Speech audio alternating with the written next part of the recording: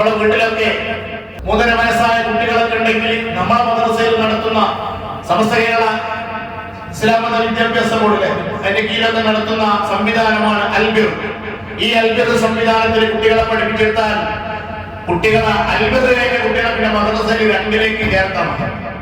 ആ രൂപത്തിലേക്ക് കുട്ടികളെ ചെറുപ്പത്തിലെ മാറ്റിയെടുക്കാൻ കഴിയുന്ന നല്ല വിജയിച്ച ഒരു സംവിധാനമാണ്. അത് എല്ലാ സ്ഥലങ്ങളിലും ഒട്ടുമിക്ക സ്ഥലങ്ങളിലൊക്കെ ഉണ്ട്. ചെറുപ്പത്തിൽ കെട്ടും പൊട്ടും തിരിയാത്ത മക്കളെ കൊണ്ടുപോയിട്ട് പരിശുദ്ധ ഖുർആൻ പകർന്നു കൊടുത്തിട്ട് സുന്ദരമായ ശൈലിയിൽ ഖുർആൻ ഓതുന്ന മക്കളെ വാർത്തെടുക്കുന്ന നല്ലൊരു സംവിധാനമാണ്.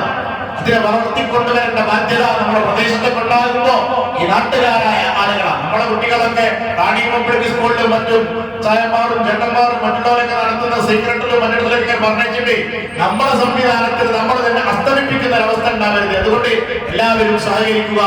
അൽബിർ നമ്മുടെ പ്രദേശത്തുള്ളതാണ്.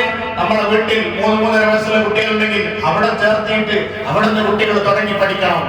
അള്ളാഹുവിന്റെ പേര് പറഞ്ഞിട്ട് കുട്ടികൾ തുടങ്ങി പഠിക്കട്ടെ.